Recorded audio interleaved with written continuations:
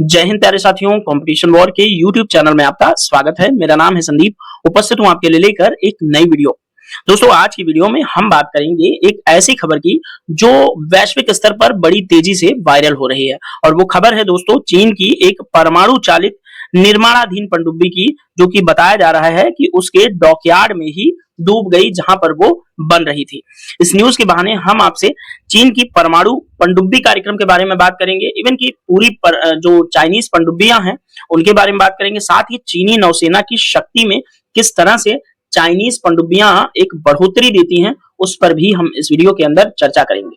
दोस्तों, अमेरिका के सैटेलाइट की तस्वीरों के माध्यम से अमेरिका के एक बड़े ऑफिशियल ने इस बात की पुष्टि की कि चाइना की एक पनडुब्बी उसके डॉकयार्ड में डूब गई। हालांकि चीन का जो दूतावास अमेरिका में स्थित है, जब उससे बात की गई तो वहां के चीन के जो राजदूत हैं उन्होंने इस खबर की जो है इस तरह की किसी भी खबर से इनकार कर दिया। लेकिन दोस्तों, चाइना अपनी चीजों को बहुत गुप्त रखता है, क्योंकि उसका मीडिया भी इतना स्वतंत्र नहीं, क्योंकि सरकार की तरफ से मीडिया है तो वो मीडिया वहां पर स्वतंत्र नहीं। इसलिए किसी भी खबर को बिना सरकार की पुष्टि के, बिना सरकार की इजाजत के वहां का जो ग्लोबल टाइम्स अखबार है वो बिल्कुल छाप नहीं सकता। और वो एक न्यूज एजेंसी है, ठीक है, जो कि चाइना के गवर्नमेंट की तरफ से काम करती है। तो चाइना जिन खबरों को अपने देश से बाहर निकलवाना चाहता है उन्हीं खबरों को ग्लोबल टाइम्स जो है वो कवर करता है। तो चाइना ने इस न्यूज से अपना पल्ला झाड़ लिया है, लेकिन अमेरिका के जो सैटेलाइट की तस्वीरें हैं वो साफ साफ इस दास्तां को बयां कर रही हैं कि वाकई चीन की कोई पनडुब्बी जो है उसके डॉकयार्ड में ही डूब गई है। तो इस वीडियो के अंदर दोस्तों इसी के संबंध में विस्तार पूर्वक आपसे बात करूंगा। यदि आप चैनल पर नए हैं तो सबसे पहले आप चैनल को सब्सक्राइब करके बेल आइकन को हिट कर दीजिए, ताकि आने वाले जो वीडियोज हैं उनके नोटिफिकेशंस आपसे मिस नहीं होने चाहिए। साथ ही वीडियो के डिस्क्रिप्शन को चेक कर लीजिएगा, वहां पर हमने कंपटीशन वॉर के ऑफिशियल टेलीग्राम चैनल के अलावा चैनल पर रिसेंटली पोस्टेड कुछ वीडियोस के लिंक प्रोवाइड कराए गए हैं, जो कि निश्चित तौर पर आपके एग्जाम के पॉइंट ऑफ व्यू से बहुत इंपॉर्टेंट है। तो चलिए आइए इस पूरी घटनाक्रम को समझने का प्रयास करते हैं। दोस्तों, हम अपनी बातचीत की शुरुआत न्यूज़पेपर की कटिंग के माध्यम से करते हैं। आपको स्क्रीन पर दैनिक जागरण के राष्ट्रीय संस्करण न्यूज़पेपर की कटिंग दिख रही है, जिसमें आपको स्पष्ट तौर पर बड़े-बड़े अक्षरों में लिखा हुआ दिख रहा है कि चीन की निर्माणाधीन परमाणु पनडुब्बी डूबी। दुनिया की सबसे बड़ी नौसेना बनने में जुटे चीन के लिए एक बड़ा झटका। सैटेलाइट तस्वीरों से उजागर हुई पनडुब्बी के डूबने की घटना। तो सबसे पहले ये तस्वीर जो है आप देख लीजिए, यहाँ पर दो तस्वीरें दी हुई हैं, एक ये और एक ये। इन दोनों तस्वीरों में आपको कुछ अंतर जरूर नजर आएगा यदि आप ध्यानपूर्वक देखेंगे।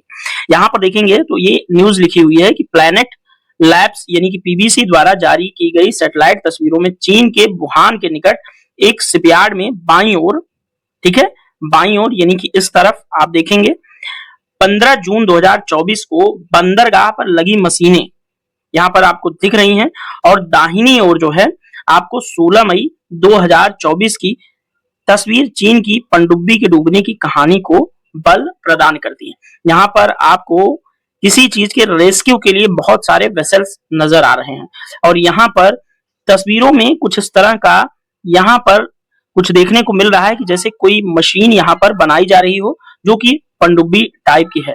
तो आप इस रेस्क्यू करने वाली जो जहाजें हैं उससे आप समझ सकते हैं कि कुछ यहाँ पर थी जो अब नहीं है, डूब गई है, और उसे बचाने के लिए यहाँ पर लोग जो है प्रयास कर रहे हैं। तो इन दो तस्वीरों के माध्यम से आप चीजों को समझ सकते हैं। हालांकि इन तस्वीरों को मैं थोड़ा सा और पूरे फुल स्क्रीन में आगे दिखाने वाला हूं। तो चलिए आइए थोड़ा सा इस न्यूज को डिस्कस कर लेते हैं कि ये क्या है। यहाँ पर देखेंगे दुनिया की सबसे बड़ी नौसेना बनने में जुटे चीन को झटका लगा। वुहान के समीप उसकी निर्माणाधीन परमाणु पनडुब्बी डूब गई। सैटेलाइट तस्वीरों में यह घटना उजागर हुई। अमेरिका के एक वरिष्ठ रक्षा अधिकारी के अनुसार झो ग्लास की पहली पनडुब्बी थी जो संभवतः मई और जून के बीच डूबी। सैटेलाइट से कुछ क्रेन की तस्वीरें मिली हैं। यहाँ पर क्रेन आप देख रहे हैं रेड कलर में, ठीक है। इससे संकेत मिलता है कि नदी की तलहटी से पनडुब्बी को उठाने के लिए इनकी जरूरत पड़ी होगी। वहीं वाशिंगटन स्थित चीनी दूतावास ने कहा कि उनके पास ऐसी कोई जानकारी नहीं है, जो कि मैं अभी इंट्रोडक्शन वाले पार्ट के अंदर आपको बता चुका हूं। दोस्तों, वॉल स्ट्रीट जर्नल ने सबसे पहले डूबी परमाणु पनडुब्बी की पहचान की थी।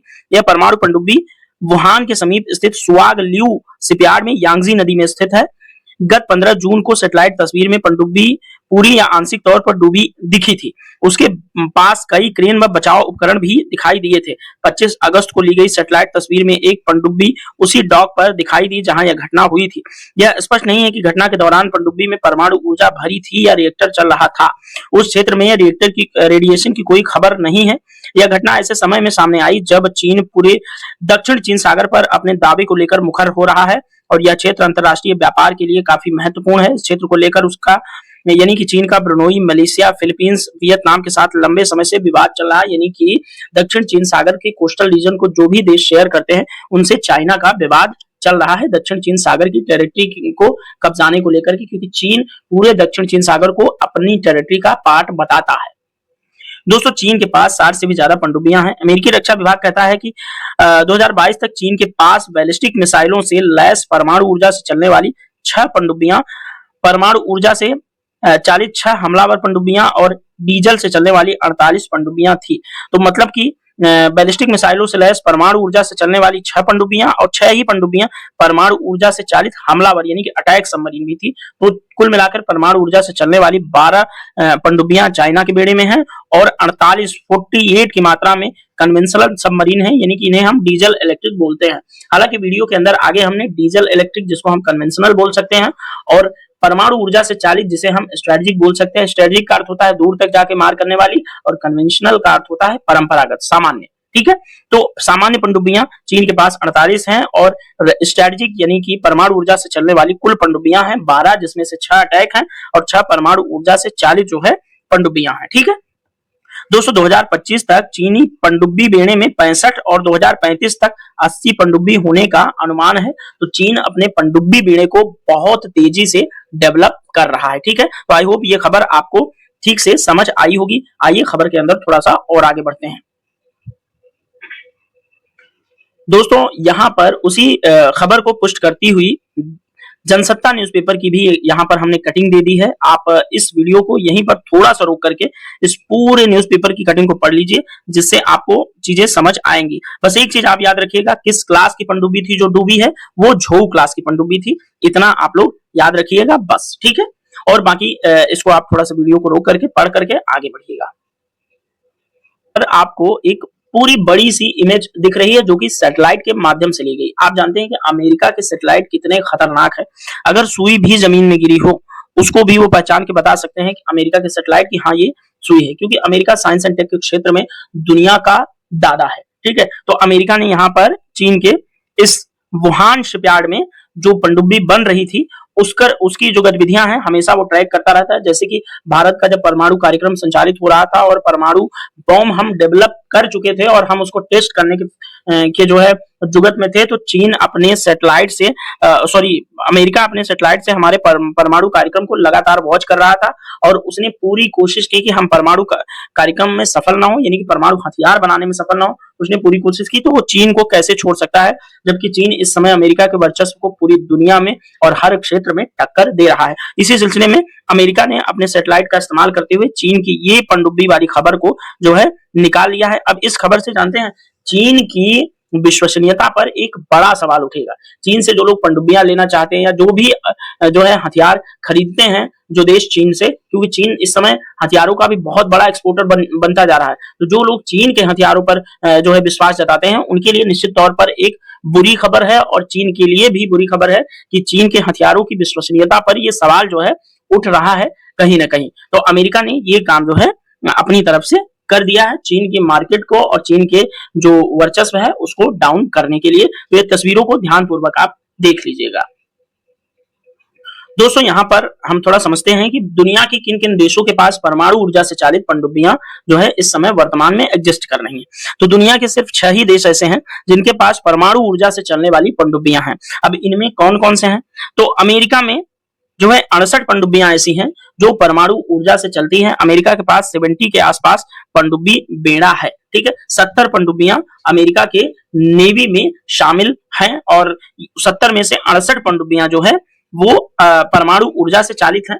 कोई कोई 70 कहीं बताता है, कोई कोई 68 ही बताता है। तो अमेरिका की जितनी पनडुब्बियां हैं वो सारी की सारी परमाणु ऊर्जा से चालित हैं, यानी कि स्ट्रेटेजिक पनडुब्बियां हैं, वो दूर तक जाकर के समुद्र में बिना सतह पर आए, जो है समुद्र के सरफेस पर आए, मार करने में सक्षम हैं।